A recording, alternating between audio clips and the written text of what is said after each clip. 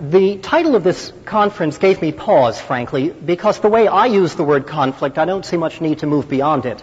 But words pertaining to competition, aggression, conflict, cooperation, and so on are very difficult to get straight, and sometimes we argue when we don't mean to argue about the substance. For example, when students in class help each other in a cooperative fashion, we don't call it cooperation in this country, we call it cheating. Similarly, when the word cooperation is used, again in the classroom setting, it is used to mean obedience, as in I want you all to cooperate now, which means do exactly what I tell you. Words are used in ways that don't always lend themselves to clarity, and that's true with conflict too. As far as I'm concerned, and what I want to try to do in these brief introductory remarks before going on to discuss competition and then more broadly human nature, a phrase, by the way, that I think should always appear in quotation marks. I want to just say a word about conflict. I don't think there's a problem with conflict. I don't seek to move beyond it. The question is not will there be conflict or should there be, the answer to both questions being yes as far as I'm concerned, but rather will that conflict take place in a context that is cooperative or competitive. Now, I don't think here I fundamentally disagree with Ted Rockwell. He just uses conflict to mean something else and might substitute for it, say, controversy or dissent or something of that sort. There is a big difference between these two kinds of conflict, though, as I'm using the term. In business meetings and in dinner parties, there are people who raise objections, make arguments, disagree, in order so that everyone can be exposed to another idea, which is seen to be important, so that people can reach some agreement that's more informed or can educate. And then there are people who raise disagreements, open up controversy to hear themselves talk, or to show how clever they are and to score points. You can smell the difference between these two kinds of conflict. You know what I'm talking about. Cooperative conflict seems to make a lot of sense. That's when people disagree with each other for a purpose that is productive or that educates. And the long literature of study showing that this tends to work better than either debate or competition on the one hand, or people all pretending some sort of magical harmony and forced consensus exists on the other.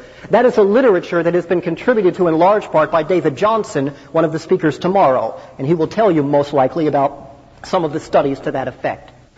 In fact, you might even say, to build on the last speaker's remarks, that this is parallel to what Darwin meant by natural selection. The phrase survival of the fittest, as you may know, was not coined by Darwin at all, but by Herbert Spencer, who corrupted his thinking. And in fact, the idea of survival of the fittest is one that does not involve competition by its nature at all. It merely suggests that creatures that adapt best to a changing environment are around to live and reproduce another day. It does not specify what mechanism is used in order to adapt. And thus all of the evidence we just had presented to us suggests that cooperation is the best way for this amazing concept of evolution to take place. Similarly with conflict, it doesn't specify the mechanism of cooperation or competition. However, that doesn't mean that I agree with everything that's always said about the nature of conflict being desirable. Sam Kohn and I, for example, I think will have to agree to disagree about some points. For example, I would never use the words atheism and barbarism in the same sentence. For another point, I think the idea that things come to us of themselves, so to speak, when we acknowledge our dark side is a troubling point for two reasons. First, because I think that good things come to us by human creation after hard work, never by themselves. And second, because when we talk about acknowledging our dark side, we run the risk of being interpreted correctly or misinterpreted, as the case might be, as suggesting that this stuff is innate, that this competitive, aggressive, nasty nature in ours is something we were born with and will have to learn to acknowledge, as opposed to acknowledging the sense in which those nasty, evil parts of ourselves, the selfishness and the competition, and are in large part social creations that, if anything, we overlook by simply talking about some individual or innate nature. So cooperative conflict and wrestling with ideas, I think, is fine. But there's a particular kind of conflict, as I've mentioned, that I think is especially disturbing, and that is competition. Basically, there are two respectable positions to take on competition in this country. One is unqualified endorsement, and the other is qualified endorsement. Unqualified endorsement is the Vince Lombardi quote. Winning isn't everything, it's the only thing. It's a dog-eat-dog world out there, or perhaps given how early it starts now with preschool, we should say a doggy-eat-doggy world out there. And we've got to get kids primed for as much canine consumption as possible very early. If you can't stand the heat, etc., it's good for us, and so on. The second position, the second camp, suggests, I feel really silly trailing this tail around after me, but I don't think there's any real alternative. No, not that one. I guess that's a tale for another day, though, isn't it? The point I want to make is that the second position, the only other one, is one that says something like, competition has gone too far in this country. We push kids too fast and too hard to be number one. But if we keep things in perspective and don't get carried away, then competition can be natural and appropriate and healthy and so on. That used to be my position. But in writing No Contest, I went through more than 400 studies, and slowly I came to a third camp, which may be occupied only by me at this point. And that is as follows: that competition is not destructive or counterproductive in its excess. It is not destructive because we're doing it the wrong way. It is destructive by its very nature. The very phrase, healthy competition, it seems to me, and I think there are good, though largely unknown data to support this, the phrase healthy competition is a contradiction in terms. And the ideal amount of competition, note I do not say conflict, the ideal amount of competition in any environment, the classroom, the workplace, the family, the playing field, is none. Now, I don't expect that most of you will agree with this. I didn't myself. But I want you to open to the possibility that all things that are bad in excess are not necessarily good in moderation. That's a surprising concept. I like to say to audiences who challenge me on this, hey, well, you don't want to be so radical about it. We need some competition. I say, I agree with you. I think the same thing is true about torturing children. We don't want to overdo it, but you can't have none at all now, can you? The point is that not everything is good in a middle ground. We love this sort of reflexive position of let's not overdo it, but we need some. Some things are inherently destructive. This position has not won me plaudits all over the country, as you can imagine. I'm alternately called a communist and a wimp as I discuss these things. Although never both. Never. I guess you don't need to be spending $300 billion on the Pentagon if the communists, well, you see what I mean. But it's one or the other. But the position is one that I think is backed by research, even though it sounds radical. The idea is that competition, no matter what amount it exists in, is always to that extent destructive. Some competitions are worse than others. Let me define my terms in good social science fashion here. I like to distinguish between what I call structural and intentional competition. By structural competition, I mean what I call mutually exclusive goal attainment, which is a fancy social science expression for I succeed only if you fail. There is a stronger version of this in which I succeed only if I make you fail. You see the difference? In the first case, we might be talking about golf or bowling. I do something, you do something, I do something, you do something. And at the end, of course, we're Americans, we have to have a winner, we compare scores. But we don't interfere with each other's performance. In the stronger version, I succeed only if I make you fail, here we find it in war or tennis, in which, in order for me to do well, I have to actively interfere with how you do it. So a good shot in tennis, for example, is one that you cannot return. That's true by definition. The goal, the objective of the activity is not merely to succeed at the end, but at each moment to interfere with your success. That doesn't mean all tennis players are nasty or neurotic or malicious. It means that the rules of the game, the structure, so to speak, require us to succeed at the expense of other people's failure. And that is what I am arguing is always and by its nature unnecessary and destructive. And I distinguish that structural competition from intentional competition, by which I mean simply the need for one person to be number one. Here we're talking not about the rules of the game, but about the personality. And why I think it's interesting to distinguish between the two is simply that we can have one without the other, and it helps us to clarify matters. Can we have intentional competition without structural? You bet. Some people may have come in here today with their objective being to be asked the cleverest question. or to be the best dressed, or something of that sort, be the funniest. Nobody else is trying for that. There are no trophies being given out. Everyone else just thought they were coming to a lecture. They didn't realize it was a competition as it is for that individual. But even worse, you can have the reverse situation. I think it's worse. Structural competition without intentional. This is something we see every day in this culture. Individuals who are satisfied with simply doing their best, having fun, reaching excellence, but have to do that, have to engage in those goals in a way that prevents other people from reaching theirs. Success and victory, which are two completely different ideas, have been confused, confounded in this society, so we can't understand what it is to reach one without reaching the other. We have to tease these apart. I'm all in favor of success and excellence, as I am conflict in certain situations. The question is, do we have to do it to the exclusion of other people? I think the answer to that is clearly no. And in my book, I go through the 4 central myths of competition, which I will summarize very quickly now because I want to move on to the work that I'm doing since that book has come out. Let me deal with 3 consequences of competition and what has driven me to this surprising view that it's not merely bad in excess. First, there's the question of productivity, or excellence, success. This was the trickiest one.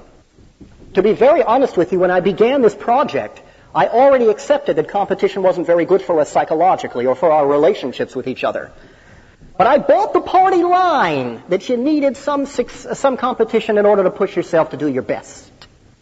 That there was some dialectical relationship between the two, and we couldn't dispense with that competition without there being a trade-off. Maybe it was worth it. Well, I was wrong. After going through hundreds of studies in the classroom and the workplace, I have become convinced of what I will put into one bold and startling proposition. Not only is competition not required for excellence, its absence is required for excellence. Now, most of these studies, all of these studies really, are available in any good library, but they don't get read and they certainly don't get talked about in the public arena or mentioned in popular publications for the most part. We are brought up not only to compete frantically, but to believe in competition, and it is awfully threatening to have people come along and say, you have been deluded. You are barking up the wrong tree. This is not what leads people to do their best. The Johnsons, David and his brother Roger, have done themselves scores of studies in the classroom. Others have been done by people like Bob Slavin at Johns Hopkins University and many others who have shown repeatedly that cooperation predicts to learning. I'm talking bottom line, hardcore success for children and adults whenever there's learning involved. Cooperation predicts to that more than does competition or individualized attainment. It's true in rural, urban, and suburban schools. It's true for all ages. It's true for all subject matters. The only place they found some variation is that the more complicated the task is, the worse competition does. The more cognitive problem solving and creativity is required, the worse competition stacks up when measured against cooperative approaches. This sort of thing has been found in the workplace too, both in terms of structural and intentional. There have been studies structurally suggesting that people in cooperative workplaces, real-world situations, not some contrived laboratory setup, do better when they're working together than when they're trying to best each other. As well, there have been studies from the University of Texas showing that personal need to compete, what I call intentional competition, gets in the way of success. I don't want to bore you with all these studies now. They're in my book, and others have come out since my book. But the point is that this counterintuitive for us Americans finding has been borne out again and again, even when researchers expected to find the reverse. And one after another, you see them saying, counter to hypothesis. Why? I think there are 3 reasons. The first, and I'm oversimplifying here because of the limited time available to me, and also because sometimes I get a kick out of oversimplifying. First, competition causes anxiety. When you are trying to beat someone and they're trying to beat you, you are distracted from doing the best job you possibly can because you're afraid someone else is going to step on your face. Not because they're mean, but because that's what competition by nature requires. Second, cooperation allows people to share their talents and their skills and their resources in a way that competition never does. This organization was founded by an astronaut. I've always asked, oh yeah, you think we would have gotten to the moon that fast if we weren't in a race against the Russians? Well, assuming that is a good goal, by the way, a question that is almost never asked when you're in a race, but assuming it is a good goal, I think we would have gotten there an awful lot faster had we been cooperating with the Russians. Because competition, among its other faults, is redundant, it's wasteful, it's duplicative. They're solving problems we've already solved, and vice versa. Only when you're able to share can you get there faster and more efficiently. You could share in a competition, but you'd be nuts. It's irrational. Why should I help you if your success comes at the expense of mine? You can't do it in a competitive situation. And that's the other reason why competition is so unproductive, so inefficient, because it doesn't allow for that. And the third reason is, in a way, the simplest and the most subtle at the same time. Not only is the idea of success or victory, success or excellence completely different from victory or beating other people. Not only are they conceptually different, but in actual life they pull in opposite directions. The more I'm focused on getting that reward of being number one, the less I am concerned about what the task itself has to offer. You remember this kid in school, waving her hand wildly, teacher finally calls on her. What was the question again? Why? Because she's not thinking about the subject matter, she's thinking about being number one. And those often are mutually exclusive in practice, the way they feel, in addition to the way the concepts are in themselves. Now, competition in this respect shares something destructive with all external or extrinsic rewards, whether it's not just the trophy, but grades or money. The more we think of ourselves as working for that goal, the less are we concerned about the intrinsic motivation, what's there in the task itself. Not only are external rewards such as competition less effective as motivators, but in fact they undermine intrinsic motivation. So that people who used to find something very interesting in its own right, once they start doing it in a competitive fashion or for money, you take away that money or the competition and they suddenly lost interest in it. There's a whole literature in the social psychology on this, and it is very powerful in contradicting the ways parents and teachers and managers have been leading their organizations or their homes. People have been systematically undermining curiosity, the single most important predictor to success, in the process of trying to help it along. Let me tell you a quick little anecdote that illustrates that. There once was an old man who was taunted by the neighborhood school children. After they came out of school, they would walk onto his lawn and yell, "Hey, you stupid old bald-headed ugly," and so on. And he got tired of this pretty fast. So he came up with a plan. He said, "If you kids come back tomorrow and yell those things at me, I'll pay each of you $1. Well, they thought that was pretty good. They hadn't expected it, so they came back even earlier the next day. And they yelled even louder about how ugly and stupid he was. And he said, "Thank you, here's your $1, here's your $1, here's your $1, here's your $1. If you come back tomorrow, kids, I can pay each of you $0.25. Well, they thought that was still pretty good, so they came back the next day and yelled even more loudly about how stupid and ugly he was, and he paid each of them $0.25. And he said, "Thank you, if you come back tomorrow, I can only pay each of you $0.01. They said, "A penny? Forget it." And they never came back again.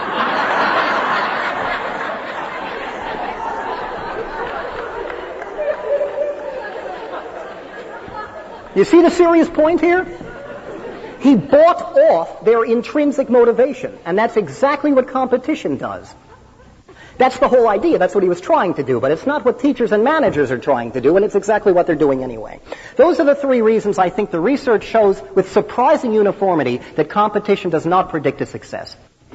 But competition is destructive in another respect, and this one I think requires less evidence, and that is that competition does not build character, whatever that means. If we mean by that something like self-esteem, the evidence is crystal clear here. I like to say that competition is to self-esteem as sugar is to teeth.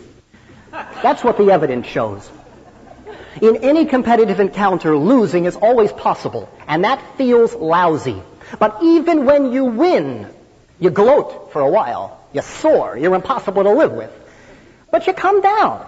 In fact, you crash down and you need more of it in order to get that same feeling. It's precisely like building up a tolerance to a drug.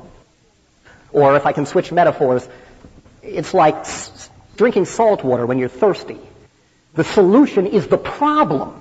The emotional needs that we attempt to meet through competition are exacerbated by competition. They make us more dependent. They make our self-esteem more contingent. I am good so far as I beat these people in these activities. There is no winning there. It is not the way to solve those emotional problems. Winning doesn't do it, and losing doesn't do it. Competition only makes more of itself. And there's lots of evidence suggesting that cooperative people are not people lost in some amorphous pond, some blob of a group. In fact, people who are distinguished by their cooperativeness also tend to have more of an internal sense that they can control events. That may seem surprising, but the converse should not seem surprising. Competition does not promote strong, good individualism in the best sense of that word. It promotes dependency, because competition requires other people. It requires that my self-evaluation is dependent on other people. I need you to beat, and I need you to watch me beat him. That has nothing to do with a strong sense of self, despite the prejudice of lumping together individualism and competition. The third thing that competition does is it poisons our relationships with other people. We are envious of winners, which is not a pleasant emotion. We are contemptuous of losers. If you think about it, there's no nastier epithet in the American lexicon than loser. And we're suspicious of just about everyone. Hostile toward them, because even if you're not my rival today, you could be tomorrow. So I'm going to hold you at a distance from myself. I'm going to hold a part of myself in reserve. Why should I trust you if you're my competitor? It's irrational. And all the empirical evidence suggests just what you would expect. People who compete, or people in competitive situations, communicate less effectively, are less trusting, are less sensitive to other people's needs, and less able to take their point of view, to do perspective taking. Kids who are cooperative, or adults who are cooperative, find that those skills are all increased in amazing ways. People sometimes ask, does competition cause aggression? Competition is aggression. The only question is whether it will occasionally manifest itself in outright violence. It is an against-ing process. We are at loggerheads. We are working at cross purposes. And we do it in sports, and we do it in the classroom, those spelling bees and competitive grading systems. Long after kids forget how to spell some long word, or forget who the 12th president of the United States was, or any of the binomial equations, what they remember is the fundamental lesson of any competitive classroom, which is other people are potential obstacles to my success. That's what we teach in competition. And no kind of competition, not even the parent who says, okay, who can get into their pajamas fastest? No competition. Not even a nice game of underhand softball, which is more underhanded than we might suspect. No competition at work. Friendliest employee, let alone for bonuses. None of this is innocuous. It all strengthens and reinforces and fortifies this message that sets us against one another. The question is not, do we need some competition? The question is, which kind is worse than the other? And that's why I'm suggesting that we have to work not merely to change our individual selves, not merely to go to psychotherapy and look deep within to find why I'm being competitive. I'll tell you why you're being competitive. Because you live in a society that demands it of you every day of your lives. And until we make structural changes, it is self-deluding to talk about the prospect of merely working from within out. That's good too. I heartily recommend to you that you stop yourself and say, why did I interrupt him again? Why do I feel this need to prove how clever I am? Why don't I just sit and listen and maybe learn something? That's great stuff. But it's not going to get very far until we change our recreation and our education and our workplaces and our families so that competition is no longer required. That's a harder task. And we Americans are very suspicious of any kind of structural change. We love to blame individuals. You're poor, you're just lazy, get a job. You committed a crime? You're evil. Put you in jail for the rest of your lives. Kids aren't learning in school? Teachers aren't any good. You need more homework, etc. This lets us off the hook very easily, instead of looking at the deeper social and economic causes of these kinds of attitudes and these kind of behaviors. And that's what we have to change. And I'm afraid I have to take issue as well with my colleague Sam Kohn in terms of changing the competition between the Soviet Union and the U.S. so we start competing about good stuff, like who can feed kids most. The answer to competition is not more competition. Any kind of competition, even in something that appears to be relatively salutary, something felicitous, something whose goal we all agree on, is going to fortify those the underpinning structures that say we have to see who can be number one. The genuine alternative to being number one is not being number two. It's being able to dispense with these self-defeating rankings altogether. But a lot of people say, that's all nice to talk about, but what a charming thought. But competition is just part of human nature. It's usually with a shrug like this and a faintly patronizing smile, What a charming thought. But unfortunately, it's just human nature to be competitive or aggressive or stubborn or territorial or lazy or selfish. Notice it's always the bad stuff. Nobody ever says, well, of course she helped him. It's just human nature to be generous. No, you don't say that. Which is why I've moved on from my work on competition and cooperation to my next book, The Brighter Side of Human Nature, which will be out in the spring, which deals with issues like altruism and empathy and the extent to which this too is a part just as real, just as natural of us. There's a lot of evidence there that's been collecting dust in the libraries. Let me talk briefly about competition, just an inevitable part of human nature. Well, the first question that occurs to me is, if it is, why are we spending so much bloody time training kids to be that way? Wouldn't that be redundant? What's the point? In fact, it's not redundant. I was giving a lecture once in a hotel, and I was riding the elevator down to the basement, and two boys, little boys in their swimming trunks, got on with their mother and some towels on their way to the pool, obviously, and she looked at them and said, so who's going to jump in the pool fastest? And they said, we both are. And I thought, how long can they hold out?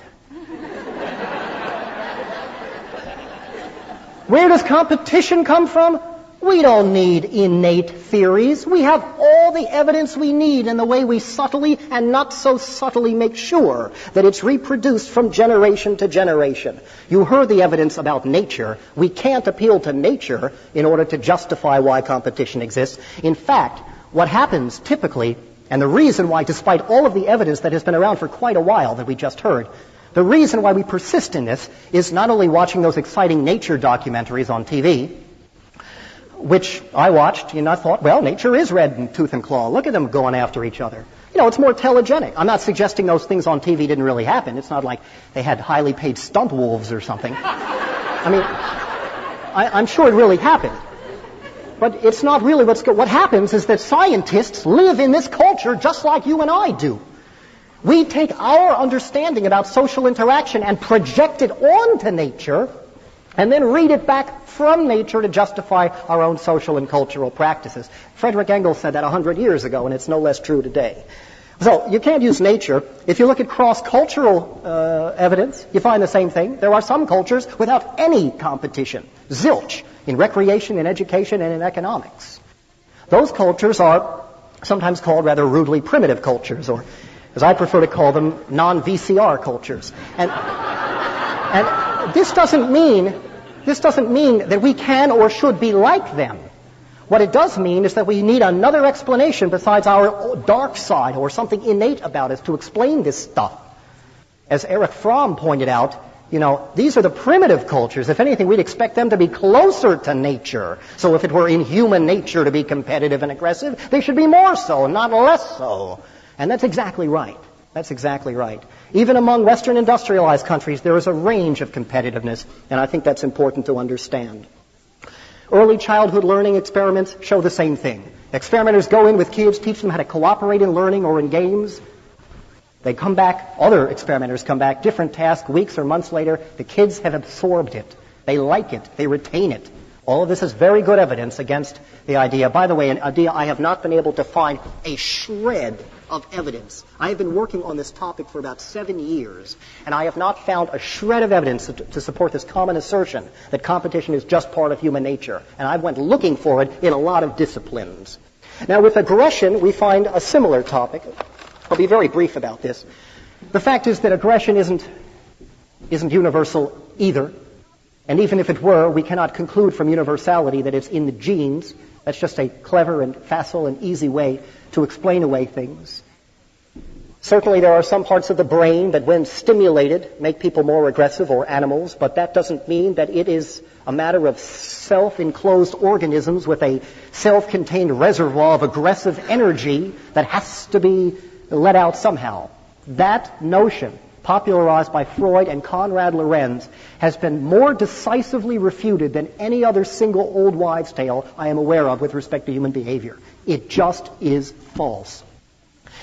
The idea of aggression being part of our nature and thus unavoidable makes about as much sense as saying that because oxygen blankets the earth and fires need oxygen, that it's in the nature of the planet for buildings to burn down. It makes no sense. It's a matter of environmental situations, even for animals, in ways that I won't get into now. And the idea that war is just part of human nature, which Donald Granberg may talk about later, who's done some very interesting research on beliefs about this, is even more absurd. Rousseau said, "War is not a relation between man and man, but between state and state. And individuals are enemies accidentally." That's why all that amazing propaganda stuff Sam Kean showed us is necessary.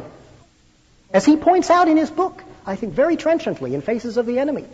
You need this propaganda because otherwise we won't be inclined to kill. There's no innate need for an enemy. There's a need to understand social and political and economic structures and why states get involved in this sort of process. But even if we move beyond aggression and beyond competition to look at human nature more generally, I think we should be very careful about the way we use that phrase. Cui bono? Whom does it benefit? I want you to, if you remember nothing else of what I say this afternoon, I hope you'll remember this. That human nature arguments are profoundly conservative arguments masquerading as realism. It is a way of silencing dissent. That is the way human nature arguments have historically been used, and not by accident. I like your idea for changing the way we do things, but unfortunately the way we do things has been legislated by nature. It's just the way life is. Why do we think this? Well, for one thing, it's the easiest assumption available to us. If you look around and you see everybody around you, in Chevy Chase, or Alexandria living in a particular way, you say, well, it must be human nature to live this way. For another thing, the people turning out the studies have been trained in terms of genes and hormones and neurotransmitters. And as Abe Maslow used to say, if you give someone a hammer, they'll treat everything they come across as if it's a nail. That's exactly what goes on in the National Institute. And the media are partly responsible. And to the extent I write articles, I have, for popular culture, I have tried to make a point of addressing this fact. The Seville Statement, which is quoted in your pamphlet for this, the 1986 meeting of people from more than a dozen countries, experts in all social and natural sciences, came to a meeting in Seville in 1986 and concluded that aggression is not an innate, fixed part of human nature. Did you hear about that before this? Have you heard about the Seville Statement? I sure as hell hadn't. That's because nobody in the media was interested in covering it. One of the organizers of that, David Adams at Wesleyan, told me that when he went to talk to reporters about the importance of this finding, one of the reporters said to him, "Call us back when you find a gene for war." That's the bias that we keep getting. Jeff Goldstein at Temple University says, if all you know about aggression is what you see on TV, what you know is 19th century biology. That's what we get. And that's what we get among the good science reporters, who seem to have their critical faculties paralyzed every time they see the word neurotransmitter. It explains everything. There are many other complex reasons I won't get into now. But not only do we assume there is a fixed human nature, we also assume there's a bad human nature. It's a two-step argument. The first is a kind of crass biological determinism that you get from Ann Landers all the way to the head of the American Psychiatric Association. And the other is the specific belief that this nature we have is fundamentally flawed. You'll recognize some of the contributors to that in various ideologies, ranging from orthodox psychoanalysis to Konrad Lorenz to the notion of original sin, for that matter. But we see it in other respects, too. One of the nicest points about this was raised in an article that appeared in Science in 1972, which I think is just terrific, by Leon Eisenberg. Eisenberg put it very well. He said, "To believe that man's aggressiveness or territoriality is in the nature of the beast is to mistake some men for all men, contemporary society for all possible societies, and by a remarkable transformation to justify what is as what needs must be. Social repression becomes a response to rather than a cause of human violence. Pessimism about man serves to maintain the status quo. It is a luxury for the affluent, a sop to the guilt of the politically inactive, a comfort to those who continue to enjoy the amenities of privilege." He said it better than I can. This is not only a mistaken belief, but a politically loaded belief. The reasons for this, again, much too complex to go into in much depth. Number one, we're simply exposed to this stuff a lot. There was an interesting series of studies done by Harvey Hornstein in New York a while ago, in which he had subjects exposed to a radio news report, what they thought was a radio news report, about something really evil and dastardly that had just been done, robbing some old lady and mugging her and so on. And others happened to hear in another experiment about, or rather another condition of the same experiment, about those who heard an act of charity. And then what they had heard accidentally contributed to what they thought when asked about human nature. The people who had heard about the charitable action in the background noise behaved more cooperatively in a game, expected more cooperation from others, judged a defendant innocent more likely, recommended a more lenient sentence, and believed that people in general were more honest and helpful. I think something else is that it's cool to be cynical. You know, you really run a risk. You're right out there with your guts hanging out if you say, I think there's something good here, that empathy is, that helping is as natural as hurting. Dostoevsky said, one of his characters said, the higher the stage of development a man reaches, the more prone he becomes to cynicism, if only because of the increasing complexity of his makeup. I think a lot of us believe that. To be cool, you know, in the sense of fashionable, is also to be cool in the sense of disdainfully skeptical. And then there is the false dichotomy. I think we set up a situation in which, on the one hand, are these smiley-faced Pollyannas where everything's lovely and human nature is terrific and anybody who acts badly just hasn't gotten in touch with his or her real nature and so on. A range from Carl Rogers to Mr. Rogers here. And then on the other hand, you've got the people, and they are in the majority in this culture, which is why I train most of my fire on them, is the people who say that we're basically bad by nature. We have to eliminate this false dichotomy. We have to understand that we're not denying the real evil that is done in our society and in other societies by affirming that there is more to us than just the competitiveness and the aggressiveness and the selfishness. In other words, it's time we debunk the debunkers. Well, these are very big questions, and I feel like by skipping over on so much territory, I have skipped over too much. But I will be around for the next couple of days and would invite those of you who don't get a chance to ask your question now to do so then. I think the overall message I'm trying to urge with respect to competition and the notion of human nature in general is that not only should we change, but we can. Thank you.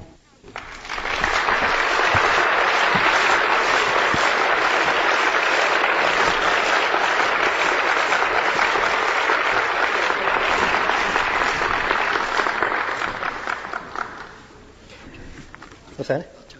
Okay. Well, we only have 58 here. Pick a card, any card. How would you run a track meet? What instead? I'm not on a crusade for the abolition of track and field events.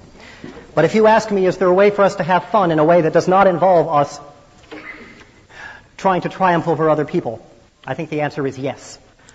If you ask people, do you enjoy playing tennis or squash or watching a track meet or the Olympics or something like that, people say yes, but my question is, when have you ever experienced a non-competitive recreational alternative?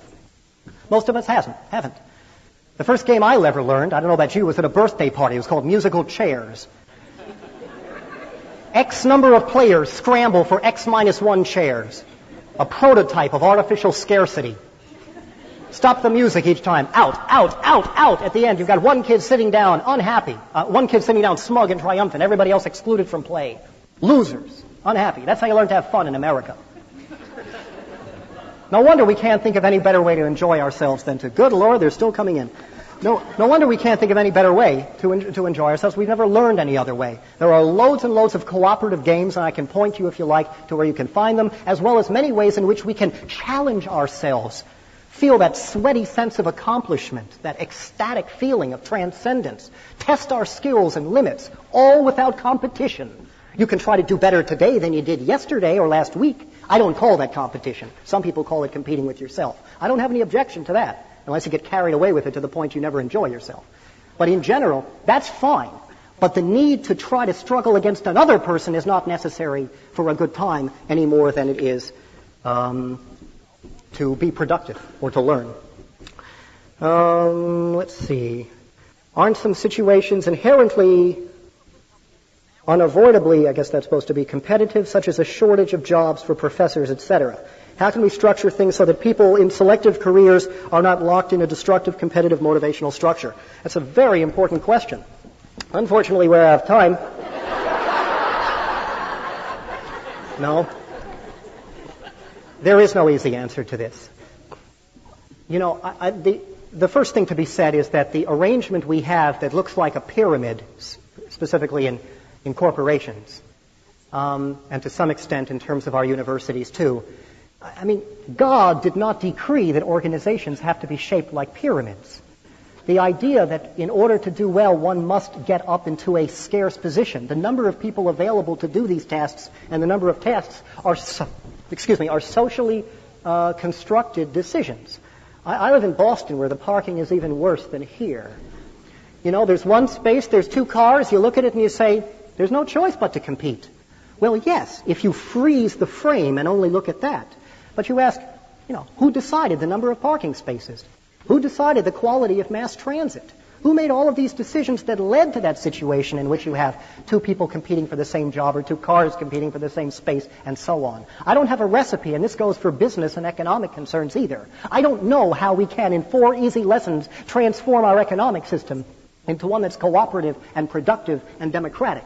I don't know the answer. I'm not satisfied with my own response any more than you probably are. But I know that we haven't even begun to ask those questions. The service I perform, if indeed it is a service, is the very modest one. It's saying, let's sweep out the myths that have been keeping us from asking those questions, and that goes for the structure in the universities as well. Aside from passive resistance a la Gandhi and King, what non-competitive strategies can we use to alter the behavior of those obsessed with political control, those who use violence to compete for power, as in China? Well, I'm not sure why we should sweep aside Gandhi and King, because I think they have more to tell us than the specific, localized strategies that they did give us, which is to say we can learn a lot from them that may be appropriate. There's a fellow who teaches at Harvard and Southeastern Massachusetts University named Gene Sharp. I commend to you his works in telling us about useful, effective, powerful use of non-violent resistance. This is a good example of why conflict should not be swept out. There was no one more concerned about conflict than Gandhi, except perhaps King. I mean, they were engaged in a kind of fight. They just refused to use violence there, a controlled, disciplined form of resistance. We can alter the behavior of other people by bringing it to their attention, but also by doing it from the ground up. That isn't to say I have an easy solution for what was going on for the tragedy in China, or for the at least equally, if not much greater tragedy of soldiers killing students and children in various U.S.-supported regimes around the world as well, which is conveniently forgotten on the talk shows. But in all of those cases, I think we have to be very careful about saying, we can't just say, what do I do now? I need to grab a gun. But rather, how can we raise children so they don't grow up reproducing these same ineffective strategies? It is a tragedy that people say, I agree with you that competition's destructive, but look, you got to fit in. You got to raise kids to adapt, to become competitive. You ask me why competition endures if it's not human nature. That's why. But not only are you doing your child a disservice, or your students, but you are also perpetuating the same kind of garbage in the next generation. Kids should be raised and taught to know what competition is, but there's a big difference between engaging in it uncritically and identifying it and knowing what it's about so you can choose not to do it. And that's the attitude we take about religion in the public schools. We can teach about religion without indoctrinating. The same thing is true here. I'll make a crazy suggestion. I think the evidence is so powerful and uniform on competition that we should teach kids explicitly about the dangers, just as we teach about the dangers of alcohol or drugs or driving recklessly. Don't only teach them cooperatively, teach them why you're teaching them cooperatively. Let's see. Does your tirade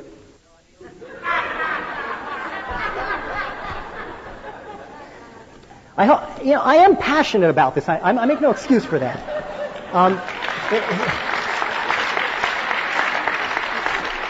I don't know if you're applauding the questioner or me, but who cares?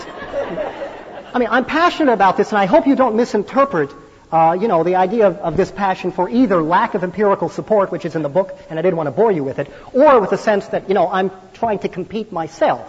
Some people have accused me of that, not perhaps understanding the difference between thinking in a passionate way and trying to wave the banners for this sort of thing to get people to change the way they look at these questions on the one hand, and wanting to defeat other people rather than opening up a dialogue on it, which I hope is what I want to do on the other. Does your tirade suggest that socialist cultures are more conducive to fulfillment than capitalist cultures? It depends what socialist cultures you mean. I gave lectures in Sweden last year and looked around for a while. And yes, I would say that is a culture, if you define it as socialist, as being far more conducive to human fulfillment than this one. If you were talking about the Soviet Union, I don't regard them as socialist. I don't think any right-thinking person who's read Marx would. I think it's a conspiracy between the leaders of the U.S. and the leaders of the Soviet Union to call them socialist, each for their own purposes. I have no sympathy for that. I'm delighted to the extent they're moving toward more democratization. But if we're talking about a totalitarian, gray, unproductive structure, I don't want that. But, if you can only see in black and white, it's time to buy a new TV. There are other possibilities here. Scott Peck in The Road Less Traveled claims there is no altruism. He pulls in 700 people per lecture. Please comment.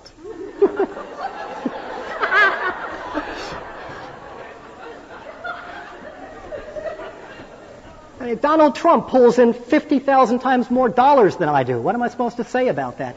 He claims that there is because I haven't read Scott Peck, I'll be honest with you, but if he's claiming that there is no such thing as altruism, that seems to me it might implicitly suggest that it is an apology. It allows you to live your life in relative ease without worrying about what else is going on. I don't know that Scott Peck claims this, but anyone who claims that is making a very sexy, saleable message that allows one to stroke him or herself with saying, yeah, I'm doing okay. There's no reason why I have to help. And let me, on the subject of altruism, also note that very destructive is the way we limit, circumscribe artificially the way we understand that word too, to bring me back full circle to what I was saying about conflict and so on, and cooperation. When we hear altruism, Teresa, that's a problem. Altruism only means, at least the way I look at it, that I helped you only to help you. That goes on every day. And to the extent we cordon it off to the saints, we allow ourselves to recline into a life of self-aggrandizement with a clean conscience. I don't have to be altruistic. I can't be like Mother Teresa with the lepers, therefore I can do whatever the hell I want. How can we address the impact of sex role stereotyping, which particularly expects males to be competitive? I have a whole chapter on this in my book, and I have to say that one of the things that troubles me more deeply than anything else is the idea that women have been urged in the last couple of decades to be as obnoxiously competitive as men under the banner of liberation. I feel that I have, as a man, an awful lot to learn from some values traditionally associated with women of relationship and cooperation and so on. And it pains me very deeply that it's being turned around, that instead of men becoming the students, they're becoming the teachers. It serves no one's interest and is not, in my view, a productive response to sexism, which is very real, to become as the people whom we are trapped by. You know, in a sentence, everything that men do is not worth imitating just because men are doing it. You know what I mean? I mean, in the early part of this century, women said, "How come only men get to smoke? It's not fair." And they're right. It isn't fair. Every single opportunity open to men should be open to women. But we can't leave it at that. The question is, you know, do I want to go in? Where is in? Anyone on the outside wants that, you know, and it's very difficult for me. You know, it's a hard issue because I am not by any means urging any kind of reactionary back to the, women get back to the kitchens where you belong. I'm suggesting that we all need to have those opportunities open to us, but we don't need more competition. We need less of it by men as well as women. Now today, to continue with that brief metaphor, women have lung cancer rates that are equal to that of men. Congratulations. You know, that's not liberation. That's not a response to sexism. That's buying into the structure. Now, we address the sex role stereotyping by making sure that these norms of cooperation become the norms to which everyone aspires, men as well as women. These are very deep, but there is zero evidence that any of this stuff is inborn or in the genes. I have gone through the literature on sex roles with respect to aggression, nurturing, and competition pretty carefully. And all of the claims are really unsubstantiated to the effect that we can shrug it off as being a function of testosterone. In one sentence, I will tell you that a lot of studies say that testosterone levels and other hormonal levels are not merely causes of behavior, but the effects of behavior. When you change various organisms like some apes and chimps and move them into different dominance hierarchies, the testosterone level changes. Biology is not merely the cause, it is also the reflection, but that unfortunately challenges our simplistic idea of determinism. Last one. Okay. I'm giving in to the same temptation to make it a good one. All right, I see the irony. Will you speak a bit about the role of challenge vis-a-vis competition and or cooperation? Sure. I'm a big believer in challenge. The only question I ask, and I'll say this again, is whether challenge has to exist at some other people's expense. Does it have to be a zero-sum game? It is competitive thinking that is responsible not only for a lot of obnoxious people that we both know, but for the potentially most deadly form of competition altogether, which is the arms race that threatens to extinguish all of us. The assumption that when the Soviets offer us an arms control initiative, it's good for them and therefore bad for us, is exactly the sort of thinking that will annihilate us. And merely moving that competition to other arenas doesn't change the thinking. We have to do that in other ways. And the way we have to do it in particular is thinking of challenges that we can meet, number one, at least, without competition. And sometimes that means working independently. But number two, more significantly, with others. Because challenges often apply, as Robin Dawes, I think, is about to tell you, and behavior is often construed and challenges available to us understood in terms of us. Not us versus them, but us. Cooperation does not require simply working together in one group in order to triumph against other groups. That's all we know in this country. Basketball games, international rivalries, companies. That is a distorted, a truncated version of cooperation. Does not require intergroup competition. We can understand challenge without ever appealing to notions of besting other people. And we can also do it even better by working with other people to accomplish mutual goals. Thanks.